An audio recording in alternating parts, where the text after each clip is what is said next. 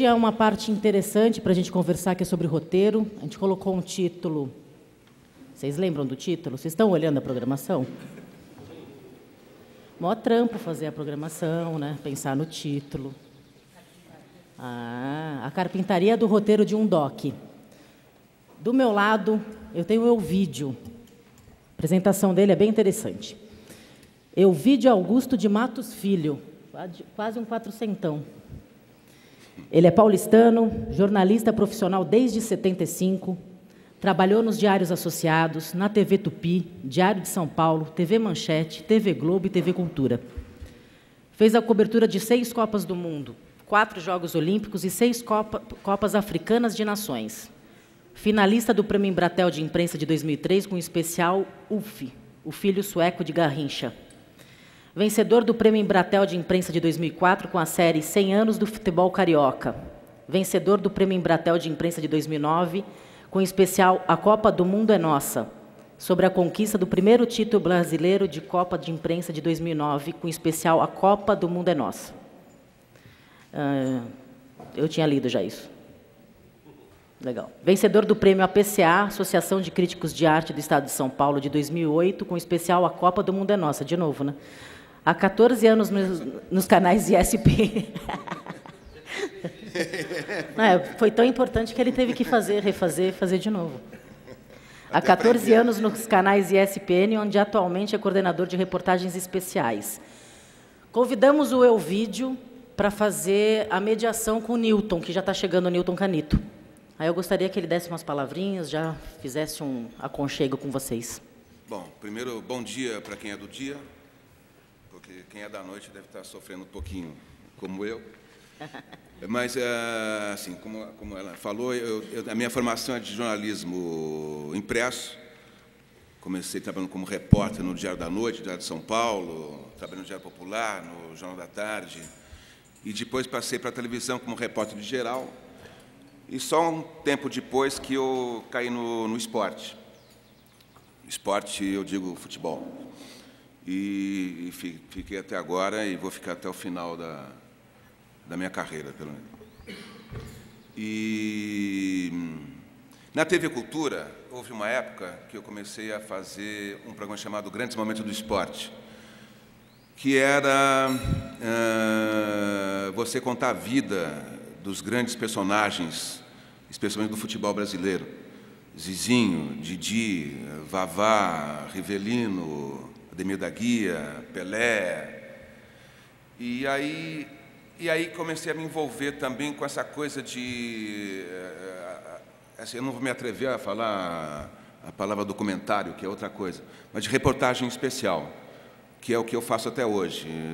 O que eu faço, que ela citou, os 50 anos da Copa de 58, o filho sueco do Garrincha, a trilogia do futebol carioca, são reportagens especiais. Eu não ouso falar que é documentário.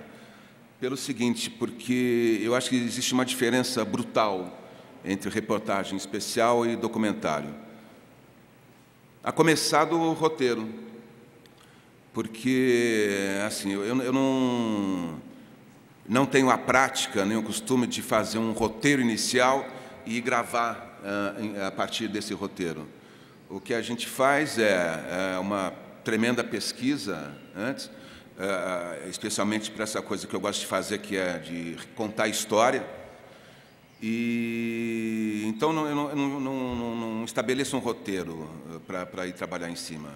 Eu faço uma pesquisa, vejo quem que eu vou entrevistar.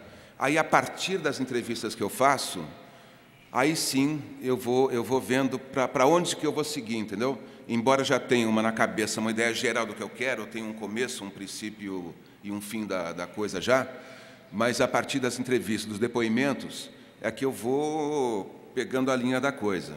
Acho que isso que diferencia mais essa coisa da reportagem especial de um documentário. Não sei se eu estou enganado. Acho que vocês conhecem mais do que eu isso de roteiro, de fazer e tal. Mas eu queria que vocês também já começassem a falar um pouco dessa coisa se já tem alguma experiência também de reportagem especial, se tem algum jornalista aqui na mesa que já tenha feito esse tipo de coisa, também para eu entender também essas diferenças. Podemos começar? Não? Acho que seria legal. Ontem a gente esteve aqui com o Marcelo Gomes, né, da ESPN. E interessante que você fala ontem, interessante seria uma conversa entre vocês, né, uma mesa com os dois presentes, porque a questão dele era justamente assim, a dúvida que ele tinha, existe uma dúvida dele entre a diferença, sobre a diferença entre o cinema, entre o documentário e a reportagem. Isso, né? E aí eu acho que uma das coisas que diferencia é o time mesmo, é o tempo das coisas. Eu sou jornalista também, e lá atrás eu comecei trabalhando em televisão. E é justamente assim, né? A gente vai a campo, né, com uma pauta, onde a gente procura cumprir essa pauta com todas as pessoas que sejam necessárias, né, serem entrevistadas, para depois a gente ter, sim, um roteiro, né, e na ilha de edição a gente construir a reportagem. O roteiro que a gente faz é depois, né? É depois. É depois, né? Uma com coisa tudo gravado, tudo, né? A partir da decupagem do material que a gente começa Exatamente. Às vezes até faz falta alguma coisa que ali a gente não tem e você volta para captar ainda mais. Uma coisa que eu acho que o documentário também não está muito livre, né? Porque documentário também, por mais que a gente tenha a gente nunca tem um roteiro definitivamente pronto. A gente tem um roteiro pré-concebido, mas as coisas costumam mudar no processo, né, de acordo com as dificuldades ou outras visões que a gente passa a ter no caminho da realização. Algumas coisas que você até então não tinha pensado passam a ter uma importância maior, o contrário também pode acontecer. E também, depois do material todo captado, a gente não está livre de modificações na montagem também.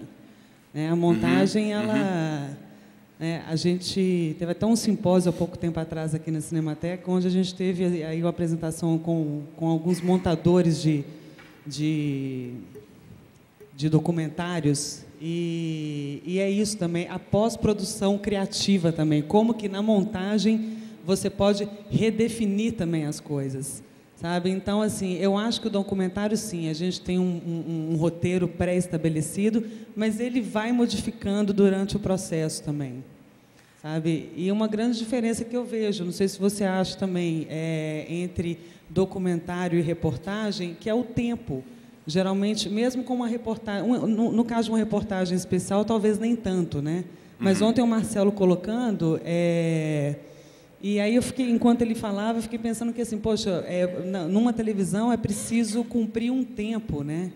E geralmente você precisa também passar informações mais factíveis, né? Você precisa informar, né? O documentário também, mas eu acho que o documentário você apresenta, você estabelece um viés, como a Alina colocou muito bem também. Você estabelece o viés, você segue esse viés. E não significa que em 26 minutos a gente vai conseguir contar a vida de uma pessoa. Né? A gente não vai conseguir contar a vida do Servilho em 26 minutos. Mas a gente vai conseguir apresentar aquele homem, aquele personagem.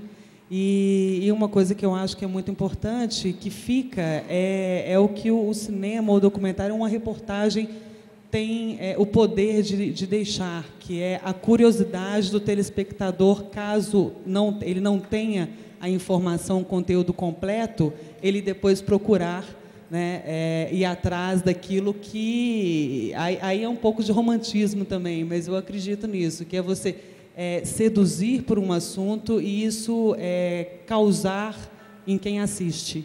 Né, causar ou uma curiosidade, ou, no nosso caso, que a gente quer trazer à tona a importância desse esporte, do Servilho, no caso, que foi a importância que foi para a vida dele, né, e o tanto que isso pode elucidar para outras crianças também, para outros jovens, já que isso vão para as escolas também, né, para estimulá-los a possibilidade de seguir uma carreira dessa, que não é fácil.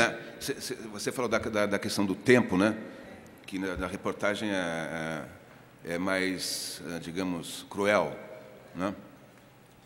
Mas o ano passado, isso depois de voltar da Copa da África do Sul, Eu fiz em setembro, outubro e novembro, eu fiz, e foi centenário do Corinthians, aí eu fiz uma reportagem especial com 1 hora de grade sobre o centenário do Corinthians, mas assim, eu não, até falei para o Trajano, que é o diretor, mas eu não vou ouvir nenhum jogador, não vou mostrar um gol sequer nessa reportagem. O que me interessou era tentar descobrir os descendentes dos fundadores do Corinthians. E eu fui atrás dos caras, não achei todos, achei assim de 3 famílias só, e tinha um prazo para botar no ar, que era o final de setembro. Então foi uma doideira, porque em menos de um mês, acredito que eu tenha começado a fazer isso no final de agosto, em menos de um mês eu tive que fazer toda a pesquisa, e é claro que tem o trabalho de produção, que tem bastante gente que faz isso também junto comigo.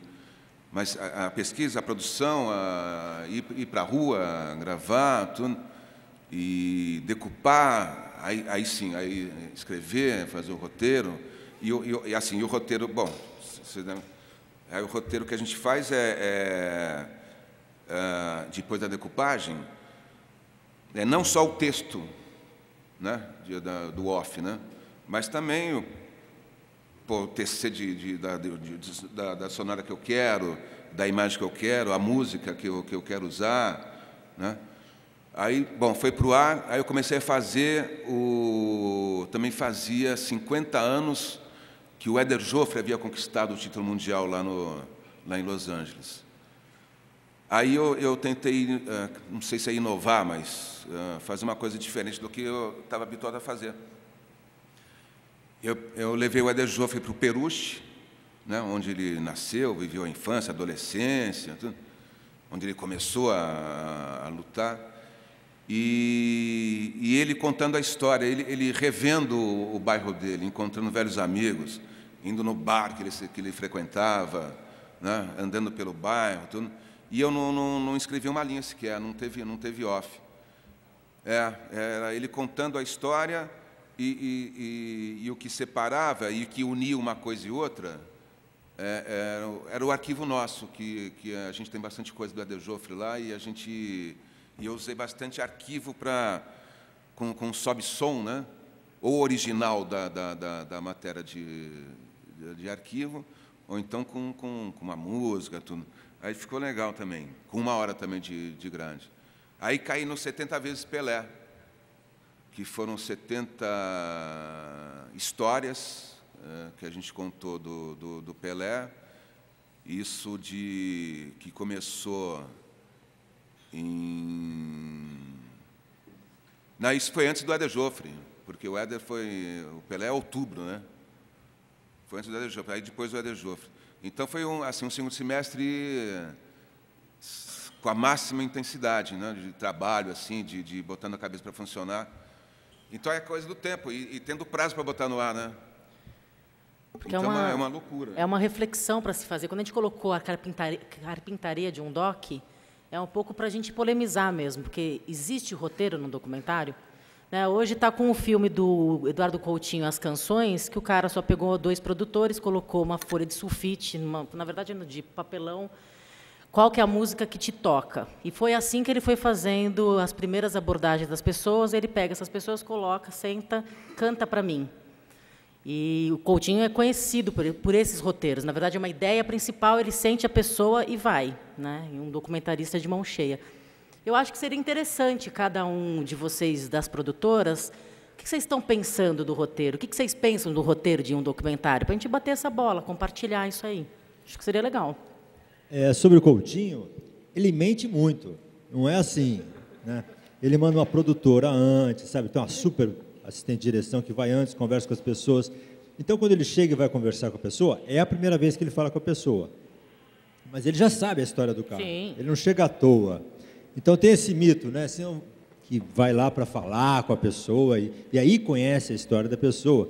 mas não é bem assim, né? Ele vai E no como cara que é pra bacana, você? que sabe a história, então ele sabe a história dele, sabe o que o cara tem que contar, né? Aquela perguntinha casual que ele faz não é tão casual, ele sabe que morreu o filho do cara daquele jeito e ele vai contar, sabe? Então tem uma esperteza assim.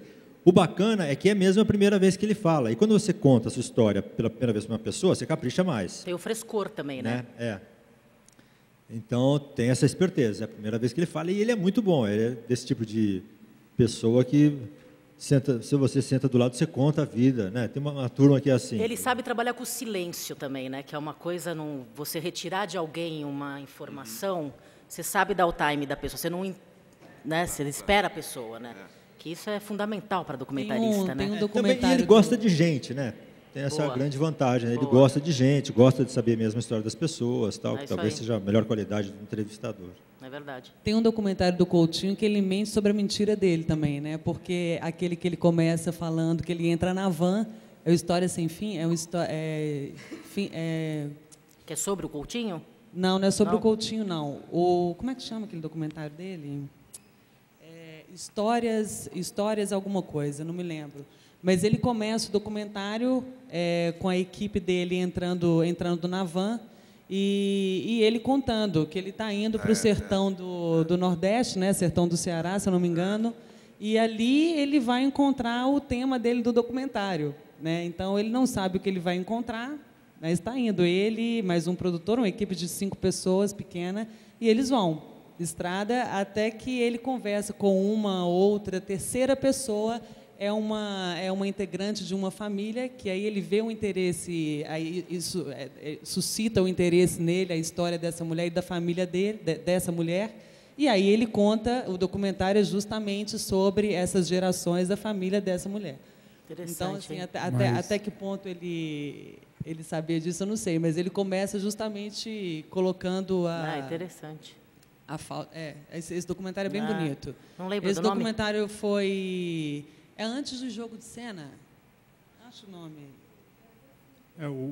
Eu fiz um workshop com o Coutinho no Rio e o que eu senti é que nem ele tem mais saco de fazer os filmes que ele fazia. Depois do Jogo de Cena... É que é no mesmo molde, né? As canções é no mesmo molde do Jogo de Cena. No Jogo de Cena ele sentiu ali, poxa, tem uma ficção aqui, dá para brincar com ficção, e acho que agora ele está cada vez mais próximo disso, querendo experimentar com isso, né? No making-off do Edifício Master, mostra bem esse processo. Por isso que eu acho que ele não mente tanto assim como o Toreiro falou, que ele mostra bem esse processo de triagem, né? Num edifício gigante que você tem 300 pessoas, você tem que fazer uma triagem. Agora tem sim essa coisa da abordagem primeira, quando ele chega, ele já sabe das histórias, as histórias que o cara sabe contar bem, e ele vai direto no ponto. Isso. Eu acho que é um pouco, por exemplo, o meu personagem do Memória Olímpica é uma senhora que está viva. Quer dizer, pelo menos de 4 em 4 anos ela repete. Qual que é o seu? É a Aida dos Santos. Boa. Quer dizer, ela repete essa história sempre. Então, aquela história ela está meio formada na cabeça. O que a gente sabe é que existem algumas histórias irreais que foram reproduzidas por biógrafos. Que alguém um dia escreveu uma coisa errada e aquilo se perpetuou. Então, a gente também está buscando com ela saber o que é realmente verdade disso, o que não é verdade. Eu usei uma estratégia com a Aida de realmente ir lá e ver o que ela sabe contar da história dela, como ela conta, antes de levar ela para o Japão para ela recontar essa história de novo. Você já fez esse processo? Eu fiz esse processo. Acho que ainda vou fazer mais um pouco desse processo, para conseguir realmente... A primeira vez que eu vou fazer... Eu sempre fiz um documentário do jeito que vocês falam aqui. Quer dizer, a gente vai para a ilha, faz o depoimento, e o depoimento que vai dizer qual é a linha que a gente vai tomar. Que toma o corpo. Como a gente está trabalhando com docudrama, então que a gente tem que ter uma decupagem, um chute muito certo, assim, a gente está fazendo essa pesquisa para saber exatamente o que funciona daquela história que ela sempre contou. E até para você ir se apropriando também, exatamente. Né? E saber como contar isso diferente. Isso já foi, de 4 em 4 anos, ela repete a mesma história. Então, existe um certo vício nisso. Sem né? dúvida. Como fazer isso? Né? Então, eu acho que tem muito disso de causar isso que o Coutinho faz. Quer dizer, ele vai, manda alguém antes e depois ele vai pela primeira vez. Então tem esse frescor da primeira vez nesse caso. No meu caso, eu vou voltar para uma locação de 50 anos atrás, onde eu espero que essa emoção aflore e mude um pouco esse depoimento. Foi do Elvídio levar o Éder Joffre para o Peruche, né? Exatamente. Que traz até a ambiência, lembrança. Quer dizer, ele vai acabar contando a mesma coisa, mas o ambiente vai mudar essa estrutura. Né? É lógico que o que der certo, a gente nunca sabe, mesmo tendo um roteiro, a gente nunca sabe o que vai dar certo do depoimento na hora que você está gravando. E isso vai transformar o roteiro. E a abertura para surpresas, que o documentário é isso, né? Exatamente. Você planeja uma coisa e é outra história, né? Na hora que você está ali, né? Agora, nesse projeto, a gente também tem uma outra limitação que a gente conversou ontem, que é o tempo. Então, eu acho que o roteiro, mais do que nunca, nesse caso, ele é importantíssimo. Porque senão a gente vai ficar viajando e não vai contar a história. Nesse caso é fundamental, né? Fundamental. Uma outra coisa que, agora, como quem vê documentário, quem vê reportagem especial, a diferença entre um e outro, eu acho que está muito ligado a essa coisa da linguagem do cinema, essa união da imagem com o som, com a música, com a ambientação. Quer dizer, isso muda muito da prática da reportagem especial. Né? Tem muito mais silêncio num documentário.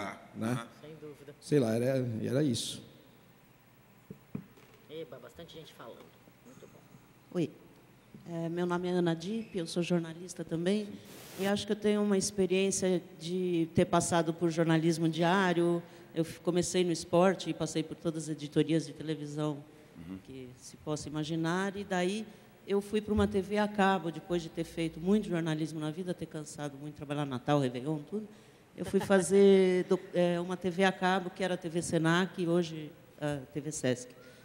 E nós fomos implantar. Então, eu pessoalmente fiquei muito tranquila e feliz de poder trabalhar com a tal da reportagem especial, a grande reportagem. Né? Então, a gente podia escolher um tema e fazer uma reportagem com 1 hora de duração. Era quase um documentário. Né? E isso era muito bacana porque é um tempo que você pode se aprofundar mais, mas é uma reportagem. Né? Você não pode esquecer, você não tem a liberdade do documentário. Né? Depois... Enfim, depois de ter ficado muito tempo lá, hoje, atualmente, eu tenho feito mais documentário, tenho me preocupado mais em fazer documentário e fiz um documentário recentemente com o Toreiro, que foi o roteirista, e que a gente teve uma experiência muito interessante, que foram 8 documentários, mas a gente teve um consultor para cada documentário. Então, a gente passou um mês, acho que um mês, né, Toreiro? Escutando esses consultores especializados em cada tema. É um documentário que chama Somos um Só, sobre ecologia, socioambientalismo. Então, não é sobre memória. Cada um era um tema, era cultura, poder, trabalho, espiritualidade. Cada documentário foi feito com um diretor diferente. E o Toreiro e o Marcus fizeram todos os roteiros. Então, essa experiência que eu queria contar é que foi muito interessante ter um consultor em cada documentário, ter tido esse tempo para pesquisar, para ouvir. Né? Acho que para o Toreiro também foi interessante, porque para escrever o roteiro facilita, ajuda, enfim. Né? E a gente trabalhou com o roteiro fechado, que foi muito interessante também, de você ter cada diretor com um roteiro fechado, mas com a possibilidade de trabalhar do seu jeito, né? Com a liberdade de trabalhar do seu jeito. Então, saíram coisas muito diferentes. O que o Tony Venturi fez foi diferente do que o Lírio Ferreira fez, do que a Lina Chami fez, enfim, do que o Mocarzel fez.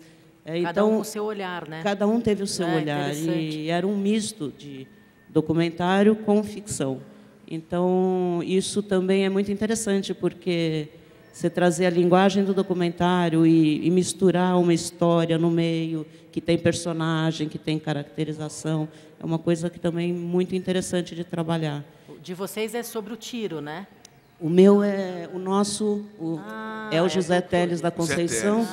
O diretor é o André Klotz, o Igor está representando o André, assistente do André, que está na China no festival. Mas o nosso é o Teles, e que tem uma história também de vida muito interessante, que vai dar para a gente trabalhar muito a informação e a vida do personagem Teles, né? Que é muito bacana. Então, acho que são vários jeitos de fazer um documentário, são vários jeitos de fazer um roteiro, que todos são muito interessantes, mas tem vários caminhos, né? E vale a pena experimentar vários caminhos, acho. Sem dúvida. Ontem o Marcelo Gomes também falou, teve um momento que ele disse, né, eu não consigo, não sei se foram com essas palavras, mas assim, eu não consigo ver, eu acho que é preciso um condutor, eu acho que é preciso, no meu entendimento, um narrador, né? Agora, sim, o narrador ele pode vir de vários formatos diferentes, né? O narrador pode ser um depoimento após o outro, né? Uma imagem por si só pode narrar, né? Um narrador pode ser um locutor em off, né? Então, uma assim, escolha, né? E é isso que a gente está falando, assim, as inúmeras formas que existem de você fazer um documentário. Sem dúvida. Né? Desde o início do documentário, né, já se fazia ficção no documentário. Né? Como que mente-se em documentários? Né? Quer dizer, mente-se para você ilustrar uma história que é verdadeira. Né? Mas colocamos uma câmera, já estamos modificando alguma coisa. Né? Mas há inúmeras formas que existem de você construir uma linguagem. Né? Isso é infinito, eu acho. Muito bom. Quem mais? A opinião de cada um.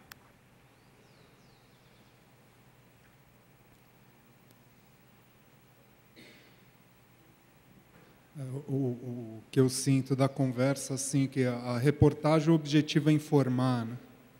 Eu acho que o documentário não tem muito esse compromisso. Ele pode informar, mas acho mais importante a mensagem.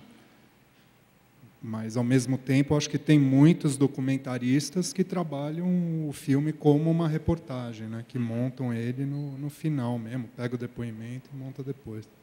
Acho que é uma opção estética mesmo. O seu vai ser sobre? O meu é sobre o Ademar Ferreira da Silva. Você já pensa alguma coisa sobre o roteiro? Você já pincelou isso? Eu e o Tiago Brandimart Mendonça vamos dirigir juntos. E a gente acabou de finalizar um filme, que foi minha primeira experiência com o documentário. Eu trabalho, primeiramente, com animação. Fiz muita abertura de filme, fiz também o Denis. E eu fiz um curta de animação em stop motion, e aí eu trabalhei como animador para o Tiago no primeiro filme dele, e a gente fez um projeto junto, que a gente ganhou o edital da prefeitura e finalizamos agora, que chama Guerra dos Gibis, que é sobre o começo do mangá no Brasil. Em 67 foi publicada a primeira mangá fora do Ocidente, e foi feita aqui no interior de São Paulo. E é um documentário que a gente justamente brincou muito com a noção de realidade e ficção, porque o próprio relato dos quadrinistas era fantasioso.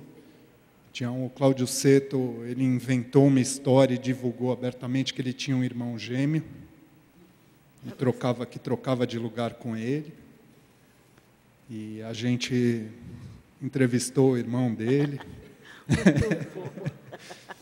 E durante o documentário, ele é contado, é um documentário intenso, né? São 19 minutos e muita história, assim, que quando eu mostro para o pessoal da equipe e tal, se pisca o olho, vira, perde, porque a gente fez uma estrutura que entram os personagens de história em quadrinhos e contam uma história que parece que não tem nada a ver com aquilo que está contando, né? Então, tem um ditador no espaço que prendeu a outra, e não sei o quê, e, na verdade, a gente está falando da ditadura, né? E já emenda o texto sobre um que foi preso, que foi torturado. E isso você concebeu antes ou foi na montagem que vocês foram completamente concebido antes, na verdade, né? E foi uma coisa de sentar com as pessoas e tentar puxar delas o que a gente precisava para cobrir, né? Até a gente terminava a entrevista e falava, agora fala uma mentira para a gente, você está conversando com a personagem, que os personagens entrevistavam os personagens reais, né? Os ficcionais entrevistavam os reais.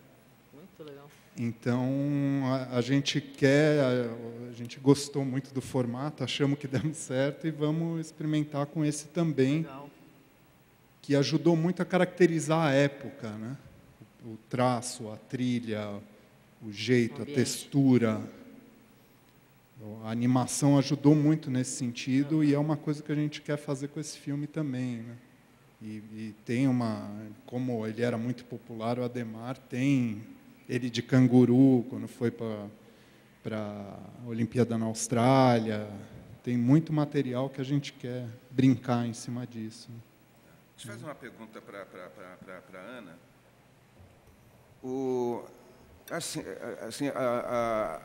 A descoberta do personagem, né?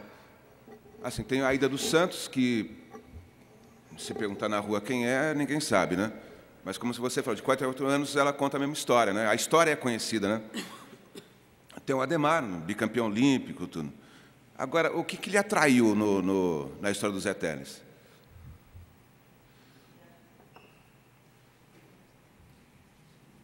Talvez a chance de aparecer mais que o Adhemar, mas...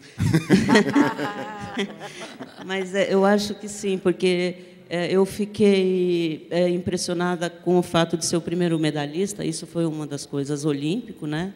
Atleta, e ter perdido a chance de aparecer realmente, né? De ficar famoso, de sumir da foto por conta do salto 2 dias depois da medalha de ouro do Adhemar. Isso eu achei uma história interessante de contar, né? E o fato dele ser desconhecido, uma figura desconhecida, isso eu achei bacana. O Marcus, quando me falou, bom, mas ele é um personagem muito completo também, né? Porque não é só salto, mas são modalidades, como é que fala isso? Aptidões diferentes, corrida e salto, para um atleta, para um único atleta. Achei também interessante, uma figura interessante. Então, acho que foi o fato dele ter perdido a chance de ser... Acho que esse foi o mais importante. Perdido a chance de ser comentado, de ser famoso, de aparecer na foto como o atleta que ganhou a primeira medalha olímpica. Acho que foi isso. Depois, quando fui lendo, conversando um pouco mais sobre ele também, soube que ele morreu assassinado. Foi uma coisa... E jovem, né?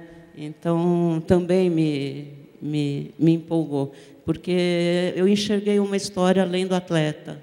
Achei que isso vai ser possível, trazer não só o atleta, como a figura humana, que ele deve ter tido uma vida curta, intensa, né? Ganhou uma medalha.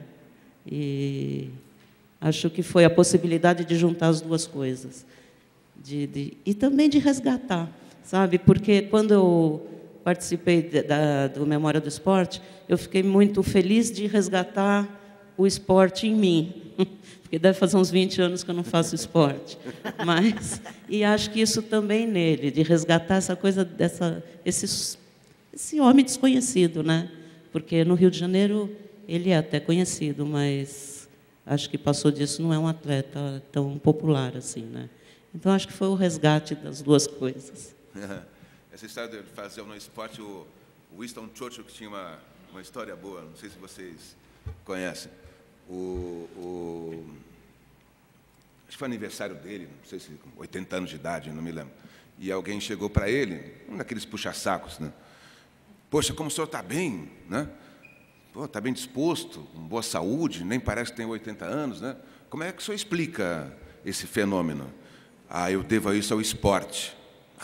Por quê? Porque eu nunca pratiquei esporte, né? Uma coisa... Né? Porque esporte machuca, né?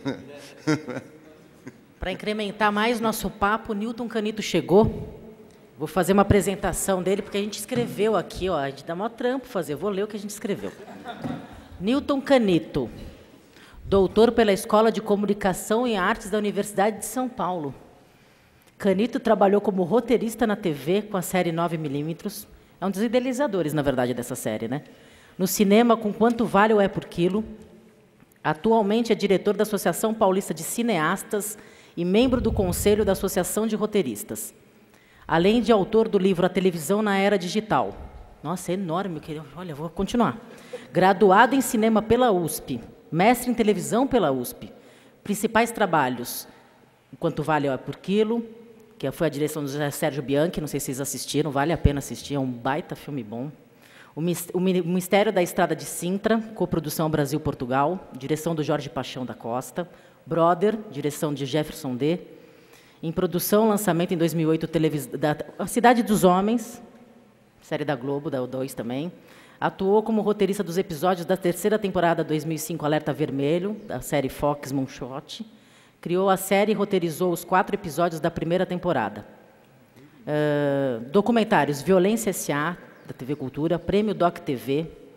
Fez roteiro e direção ao lado de Eduardo Benaim e Jorge Saad Chafé. Jesus no Mundo Maravilha, eu assisti esse documentário, é legal, é interessante esse documentário que ele fez. Eu gosto muito do Newton Canito, eu acho que ele tem uma importância significativa na história do roteiro do cinema brasileiro, por isso que ele está aqui. Bonito, né? Gostei também. É com você, Newton. Deixa ele aquecer. Desculpa aí o atraso, viu? Chegou atrasado, Foi chato. Você não sabe nem o que a gente estava falando, mas já que você chegou atrasado... Então, eu não sei nem o que está acontecendo. O que eu faço aqui? Vai falar? Falando mal de você. Na verdade, cada produtora, cada produtor, roteirista, diretor, já estava dando uma pincelada em uma conversa que o Evídio trouxe sobre reportagem, a diferença de reportagem, documentário, como cada um está pensando. Legal. Existe roteiro no documentário? Trouxemos Eduardo Coutinho, o Toreiro falou que ele é um mentiroso, tem gente que não acha, então a gente já dá uma polemizada, brincamos, conversamos. Eu também acho que o Coutinho deve dar umas mentirinhas, né? Inclusive porque ele defende até, né? Ele tem um negócio que eu gosto, que uma vez ele falou que se a pessoa mentir, às vezes... Quer dizer, porque o jornalista tem uma mania de ficar preocupado se a pessoa está mentindo, né? Isso é uma pira do jornalista. Está mentindo? Uma pira, né? E não necessariamente é do documentarista. Você pode, por exemplo, se o cara mentir de verdade, ele mentiu de verdade. Mas, assim, ele podia mentir qualquer coisa. Mas ele mentiu aquilo, né?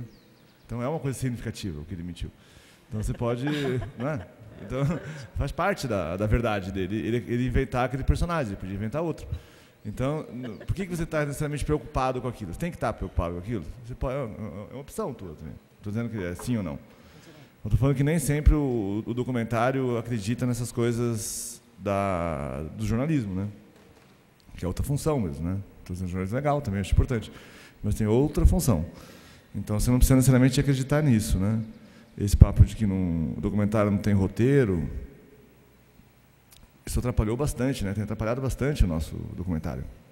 Muitos filmes ficam perdidos nessa ideia. Você vê muito... Uma época eu precisava de emprego, eu recebia esses projetos, o pessoal queria montar documentários, né? Era um negócio absurdo, o cara tinha filmado 80 horas e não dava para montar. Não tinha nada para montar. Eu não sei como o cara conseguiu filmar tanta coisa sem minimamente pensar o que era fazer. Porque era uma pira de que não pode ter isso, se eu pensar antes, vai atrapalhar o instante, o encontro, esse papo do encontro, tal. Vai atrapalhar o encontro, tal.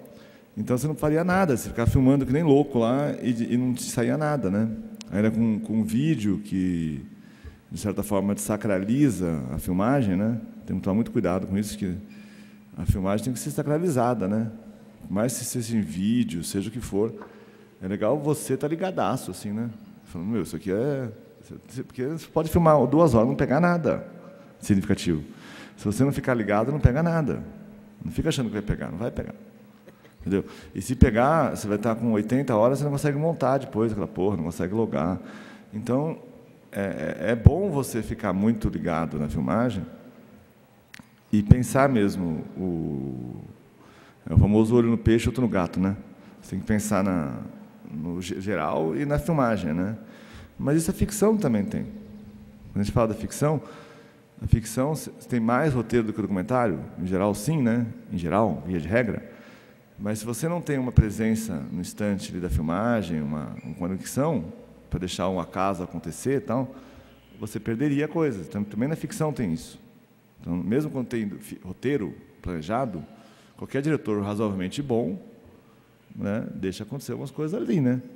E o documentário também. Então, é mais uma dose entre o do roteiro e o não roteiro, do que ter ou não ter. É mais uma dose mesmo. Então, acho que esse papo de que não tem roteiro tem atrapalhado bastante as pessoas às vezes ficam perdidas mesmo e não sabem o que fazer. Porque, por exemplo, quando você vai improvisar em ficção, por exemplo, para comparar, se você não tem muito claro o conceito da sua improvisação, fica uma bosta completa aquilo, não sai nada. Você já tentou, quem já tentou fazer isso, não sai nada, né? Então, para deixar acontecer alguma coisa no instante, né, deixar as pessoas... né, você tem que estar muito conectado no que interessa, muito conectado. Então, você tem que estar muito claro o conceito do teu filme, o estilo, o efeito que quer causar no público. Efeito mesmo, efeito emocional. Porque, na verdade, o roteiro tem muito a ver com isso. Qual é o efeito emocional que você quer causar no público? Você quer que nessa hora ele vai rir, ele vai chorar, ele vai... Você quer o quê, cara? O que você quer? Impressionar ele. Você não tem muito claro essas coisas no negócio. Você não deixa, a improvisação fica sem sentido, né? Você tendo claro isso, você saca o que daquela improvisação, você orienta a improvisação de forma que ela dê resultados. Só ainda nessa linha, comentando um pouco mais, não sei quanto é para falar, mas... Outra coisa que atrapalhou muito foi teve uma pira no documentário brasileiro, uma onda, assim. Um exemplo claro é anti-voice-over, né? Anti-locução. Ficou uma pira, assim, tiver locução, não é documentário. Vocês não tiraram essa ideia absurda, que não tem nada a ver isso. Isso é uma pira mesmo. A minha hipótese é que vem daquele livro do Jean-Claude, que tem um livro muito bom, Jean-Claude Bernardet, que chama Cineastas e Imagens do Povo. É muito bom o livro. Que faz uma curva entre o documentário sociológico e o antropológico, né? E lá falando que o sociológico seria uma coisa da década de 60, antiga, tal, o antropológico é da década de 80. Né? Quer dizer, como os dois são antigos, nós podemos não pensar mais nisso. Né? Tanto faz para a gente, né? A gente podemos nos liberar disso. Mas era uma pira de que, na verdade, a pira era assim, é como se o documentarista não pudesse falar nada. Você não pode falar nada. Tudo que você falar, você é autoritário. Coisa assim, de autoritário, você está interferindo, é autoritário, você está sendo autoritário. Tipo agora, eu estou falando, estou sendo autoritário. Tá, é verdade, né? É verdade. Eu podia estar... Mas assim, mas por que tem, cara? O cara me pagou para eu falar aqui. Né? Documentário é igual, te pagaram, contrataram vocês, para vocês fazerem o documentário. Então a gente espera que vocês falem alguma coisa, você não pode falar nada. Por que você não pode falar nada, gente? Vamos parar com esse raciocínio, cara.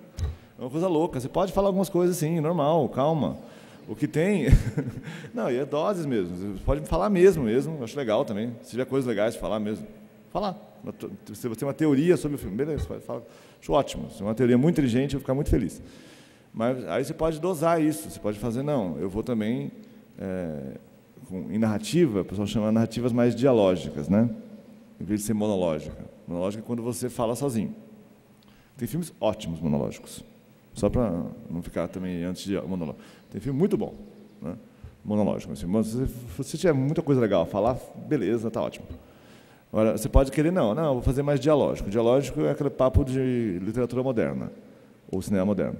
Eu vou me contaminar pelo jeito dos meus personagens. Então, você não fica só falando o teu jeito. Você, o que ele acha, você filma daquele jeito, não é só ele, não é só a voz dele. Não adianta também... Eu dou a voz. Tipo, o livro do Arlindo, ele fala que o Jornal Nacional é dialógico porque tem entrevistas. Não é dialógico. Porque a entrevista você pode, se você selecionar só o que você quiser na entrevista, você seleciona uma coisa para provar a tua tese. Que é legal, pode ser bom, eu falei, mas não é dialógico. Dialógico é você realmente se deixar contaminar. Então, quando o Pascal fala de antropológico, é meio isso, é você ficar fluindo ali, descobrindo o que é, tal. Realmente, saem coisas muito legais. Mas é uma dose também, de novo. Você pode fazer mais isso, menos isso. E não é necessariamente um é vilão, outro é bonzinho, não tem nada disso. É uma coisa assim que você vai dosando. E a voice-over, especificamente, eu acho até um pecado o ataque à voice-over, que eu gosto muito de voice-over. Eu acho um pecado, assim, porque, na verdade, a voice-over não é o narrador também. Essa pira de que a voice-over é o narrador é uma coisa equivocada, não é o narrador. Qualquer um que estudou um pouquinho de teoria literária, teoria de cinema, de narração de cinema, sabe que a voice-over é um dos elementos da narração. Outro elemento, por exemplo, é a imagem. Né? Então, é muito comum a imagem estar contrastando com a voz. O toureiro faz bastante essas coisas. E é super legal.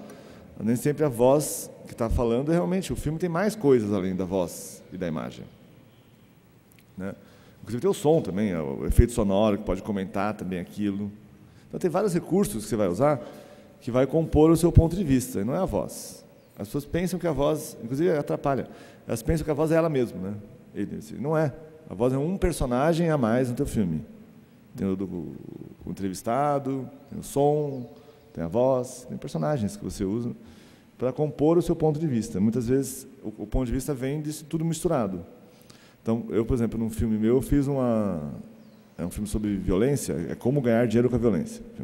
Uma lógica de sátira política, né? Então, como você vai ficar rico ganhando com violência. E aí a voz é uma voz que parodia documentários clássicos, assim, parodia documentários como Documento Especial, documentários bem reportagem de televisão, assim, né? E é uma voz super fascista, na verdade. Ela está meio no limite do fascismo, a voz. Falando coisas fascistas, falando coisas meio absurdas. Ao final do filme, ela fica fascista mesmo. No começo, ela fica ainda meio segurando a onda. No final, ela fica fascista. Ou seja, a voz não é o meu... O filme tem mais coisa que isso. A trilha sonora, o jeito que é composto, tudo ironiza a voz, né? A voz é ironizada no filme. Só que é legal esse jogo, porque as pessoas realmente, inclusive o público, pensa às vezes que a voz é o ponto de vista do filme.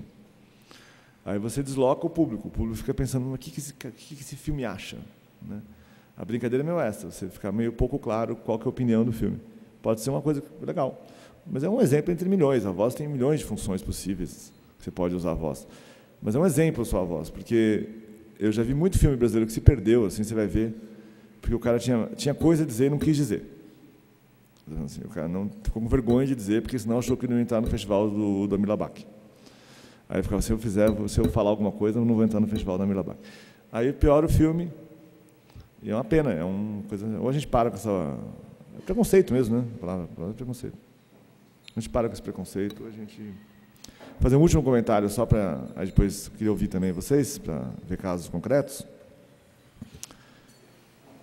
É que uma coisa que eu acho legal de pensar em documentário é os gêneros dramáticos mesmo. As pessoas pensam muito pouco isso, né? Porque documentário tem um lado que é verdade, que seria lá quando você vai no colégio, lá, lembra que tem a dissertação, descrição e narração. Tem as três coisas, né? E a dissertação é a retórica, é aprovar a tese, né? Fazer um artigo e tal. O documentário tem esse lado, né? Bastante. Tem filmes que é inteiro isso. É um filme que vai provar um discurso mesmo, né?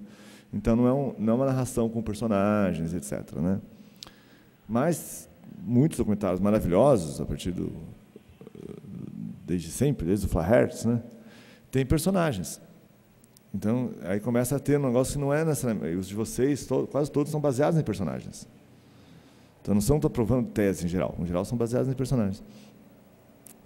Ou seja, aí você começa a entrar, não é mais na dissertação, você começa a entrar na narração. Aí você vai ter que usar as técnicas de narração, como qualquer coisa, como qualquer ficção. Aí, técnicas de narração, tem um monte de coisa lá, a gente falou um pouquinho aqui, mas uma delas é pensar qual que é o gênero dramático daquele filme. Aquele filme é uma comédia, é uma tragédia, é uma farsa, é um melodrama. Os filmes são mais misturados, isso. Não é nada puro, assim. Não são tão puros as coisas.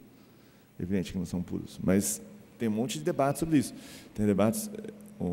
Esse Jesus aqui que ela citou, ele começou chamando Fatalidade, o nome do filme era.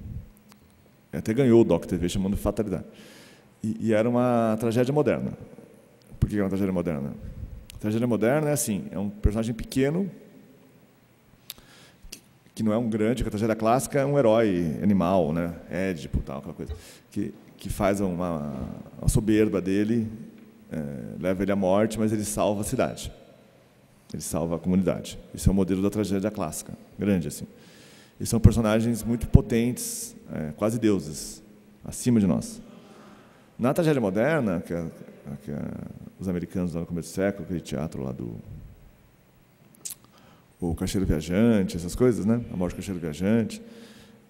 É pior, porque o personagem é um bostinha, um cara inexpressivo, um pequeno funcionário, um burocrata, é um cara sem expressividade que enfrenta o Deus, mas o Deus não é mais Deus, não, umas forças, são a sociedade, são um complexo social, assim, que ele comete uma falha trágica e a morte dele, o desfecho dele, a perda dele, pode ser morte, perder o emprego, ou uma tragédia dele, não redime nada. Então dá um vazio absurdo. Isso é um modelo da tragédia moderna. Tem até um livro que chama, do Raymond Williams, muito bom, chama Tragédia Moderna. E mesmo com fatos reais, você vai fazer isso. Você pega os fatos reais, você vai escolher qual gênero você vai tratar os fatos reais. Tem um livro que chama Meta-História, que eu acho maravilhoso, assim, do Hayden White. É um livro sobre as técnicas narrativas dos historiadores.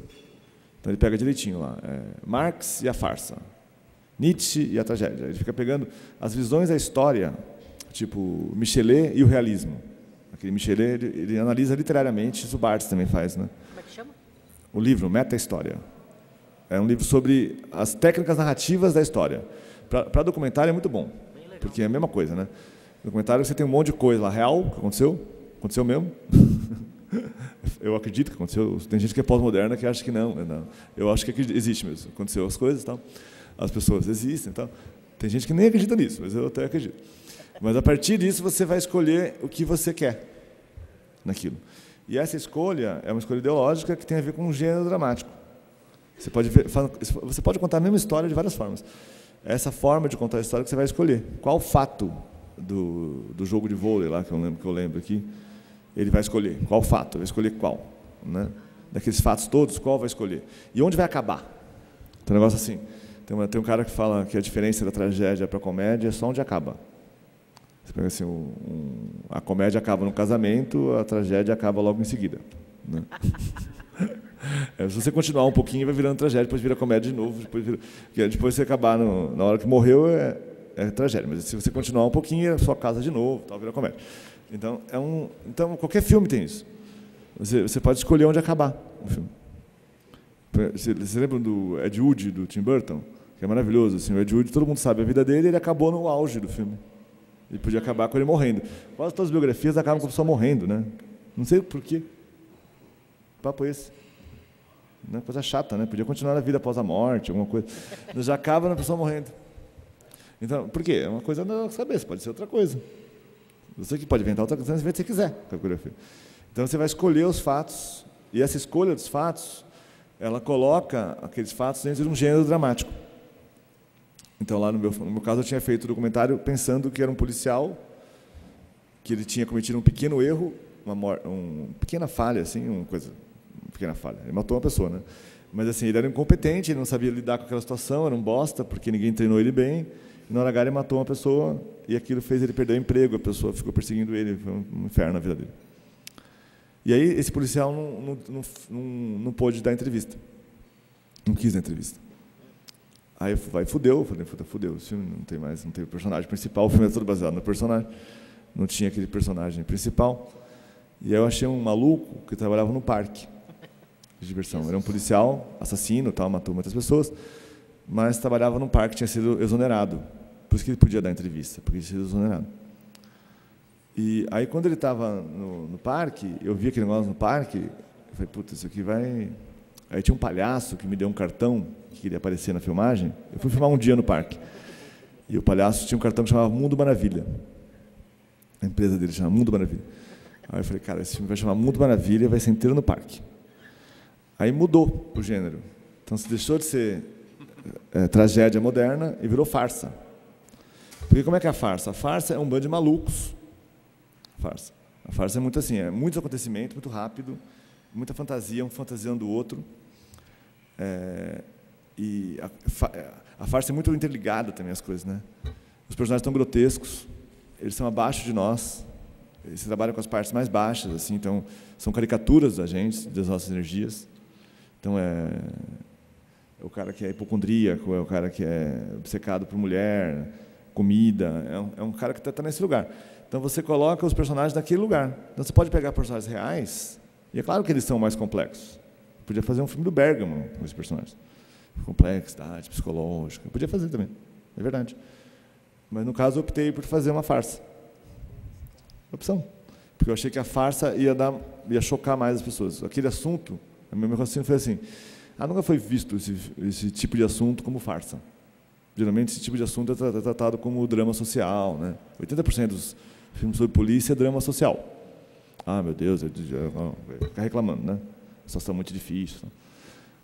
É verdade, só que aquilo já cansou, né? Você viu tantas vezes aquele drama social que você não aguenta mais aquele drama social sobre aquilo e você nem se choca mais. Você pode contar aquele negócio, já acostumou. Então, se você pegar um outro gênero, o cinema moderno faz muito isso, né? Você pega a mesma história que é contada num tipo de gênero, você fala, histórias são sempre nesse gênero. Aí você fala, não, eu posso mudar de gênero. Aí você muda. Aquilo dá um estranhamento. Pode ser bom ou ruim isso também. De repente você não quer dar estranhamento. Porque estranhamento é uma coisa, legal o estranhamento. Pode ser bom, mas pode ser ruim. Porque estranhamento você tira a emoção. Gera muito mais choque e tal, mas não tem emoção de chorar, por exemplo, né? Então, vários dos filmes aqui podem ser clássicos mesmo, clássico. Sem medo de ser feliz. Fazer filme clássico, assim. Filme para torcedor chorar. Eu vou achar ótimo, assim. Se conseguir fazer o torcedor chorar, vai ser muito legal. Né? Filme assim, aí também tem que ter culhão. Culhão mesmo, de fazer aquilo mesmo, não ficar, estou com vergonha. Não, tem que ter vergonha. Você pega o gênero, tem que fazer aquele negócio que está fazendo mesmo, entendeu? E até o fim daquele troço, acreditar naquela coisa que está fazendo, investir naquele troço. Pode, né? Não, de repente você faz um distanciamento no meio, volta. Você pode fazer isso também. Ou pode fazer 2 linhas narrativas, que a gente fala às vezes. Que é uma linha mais assim, outra mais clássica. Um monte de... Tudo isso, na verdade, é um repertório que você vai usar de acordo com o seu interesse. Não é uma coisa que tem uma regra assim, sabe? Não tem isso, né? Você vai misturar tudo isso de acordo com o seu interesse, né? Mas tem que fazer alguma opção. Não dá para fazer tudo. Tem aquela do Coutinho, que é boa, o Coutinho, ele engana a gente, mas ele engana bem. Ele tem uma que é boa, que é crie sua cadeia para dentro dela ser livre. Né? Porque você tem que criar uma cadeia. Qualquer filme cria uma cadeia. Que as regras do teu filme. Tem umas regras lá, que lá você vai fazer a partir daquelas regras. Você não pode fazer outra coisa. Não pode, elas falam, meu filme não tem voice-over. Então não tem voice-over, né? Não pode dizer, não deu certo, não consegui contar a história por voice-over. Só um pedacinho. Aí fica chato. Você tem que tentar seguir a regra, mais ou menos, do filme. Né? Então você tem que criar uma regra e tentar seguir a regra. E se a cadeia for muito difícil, aí você fica ou muito bom ou uma merda completa. Né? Porque você está apostando muito. Assim, você fala, não, realmente eu vou me restringir muito. Assim. Beleza, você pode ficar uma obra-prima, mas pode ficar uma bosta. Ou você vai, se você não se tiver culhão, faz isso aí. Se tiver menos culhão, você faz, né? Vai dosando a sua regra e tal. Mas isso tudo, cara, isso tem que ter, viu? Antes de filmar. Eu não consigo imaginar você ficar filmando. Pode, até se tiver muito dinheiro, seu pai te paga, tal, você pode ficar filmando antes para descobrir e tal, o que fazer. Beleza. Em geral, não é meu caso, então eu não sei como é que é. Então, em geral, eu já sei antes, mais ou menos, essas coisas. Não sei exatamente o que vai acontecer. Tudo foi improvisado ali. Mas eu sabia que era uma farsa. Eu sabia que era uma farsa, sabia quais eram os personagens, tem um negócio de mapa de personagem, tipos de personagem. Isso é igual montar reality. É igual montar reality. Se você não gosta de reality, eu fiz reality, é igualzinho. Você monta o mapa de personagens. Você vai lá, 13 de vôlei. Quais são os principais, mas por que eles são os principais? Porque tem conflito entre os personagens, que dá assunto. É um mapa. Ela faz reality, a Vanessa também. É um mapa de personagens. Esse aqui vai ser a putona, esse aqui vai ser o cara sério, vai ser o intelectual. Você tem que ter um mínimo de mapa de personagens, para ter variação de personagem, porque senão você tem que pensar nisso. Né? Faça perfil do personagem. Você faça. Porque eu sei que ele é muito mais que aquilo. Você sabe também que ele é muito, não todo mundo, né? Em cada um de nós existe um mundo. É verdade, se começar a entrar muito em qualquer pessoa aqui, tem tudo. Tá bom, mas não é o caso, não estamos fazendo isso. A gente não é tão... Não vamos conseguir chegar nesse nível. Então, algum recorte de personagem você vai ter. Então, saiba qual recorte que você vai ter. O que te interessa daquele personagem? Ele também é outra coisa, mas o que te interessa? Por exemplo, me interessa o fato do policial ser pai de família? Assassino? Me interessava. Ele me interessava. Me interessa que ele vai no puteiro à noite? Não me interessava. Entendeu? Não me interessava. Tem coisas que... Por quê? Porque eu estava construindo... Tinha mais a ver para mim mostrar ele pai de família do que... Porque é um mínimo, né, de pauta. Essa é a pauta. Você faz a pauta para agir disso. Como você faz a pauta? É isso. Onde você vai filmar? É isso. Não onde ele está. Ele está em qualquer lugar. Né? Você que sabe onde ele está. Você pode botar ele em outro lugar, inclusive. Você pode... Não precisa, só porque ele está lá, você vai filmar lá. O pessoal sempre muito assim, já reparou? O cara está lá, você vai filmar lá. Mas por quê? Né? É falta de conhecimento de espaço. Assim, você pode botar ele em outro espaço. É outro assunto que eu podia falar bastante, é espaço. Né? Esse espaço, você que define o espaço. Às vezes é bom fazer em estúdio, por exemplo. Eu gosto do documentário, eu fiz umas coisas em estúdio. Eu gostei, sei lá, porque eu achava que tinha que dar uma intensidade ali, queria um negócio. Fiz em estúdio. Por que tudo faz naquela casa da pessoa com aqueles livros atrás? Eu não aguento mais aquilo, cara. Fica procurando livro, né? A pessoa nem tem livro, às vezes. Não, uma coisa que o personagem seria os livros, cara, sei lá. Uma que está partindo do pressuposto que você quer realmente que o espaço defina o personagem, que é um pressuposto. Isso. Você pode falar, não, realmente, pode, legal. Eu quero que o espaço ajude a definir meu personagem. Pode ser. O espaço, legal, pode ser. Ou pode ser que não. Pode ser que você quer o contrário. Aqui o cara estava no parque, era o contrário. Era o espaço, o tempo todo distanciado do drama do personagem. O espaço é o tempo todo em oposição ao drama. Pode ser também, por que não? Você que sabe. Não são coisas óbvias, são coisas que você vai ter que discutir. Um pouquinho, pelo menos. Você vai falar, não sei, eu quero mesmo isso, não quero. Então. A outra que eu não gosto muito é que muda muito o espaço. Eu acho que as pessoas mudam muito o espaço em filme, documentário. Vocês já repararam nisso? O tempo todo, não repete espaço. Qualquer filme de qualquer coisa tem um pouquinho de repetição. Sabe? Que a repetição no mesmo lugar é que vai dar uma curvinha do personagem. Você vê aí daquele jeito, depois você vê ele naquele mesmo lugar de outro jeito. Ou o espaço mudou alguma coisa. Aquela coisinha lá, a hora que você vê os 2 pedaços do filme, é o que dá para a gente a impressão que teve uma curva dramática. Porque é isso, tem que perguntar assim no teu filme também. O que aconteceu com meus personagens? Que nem ficção.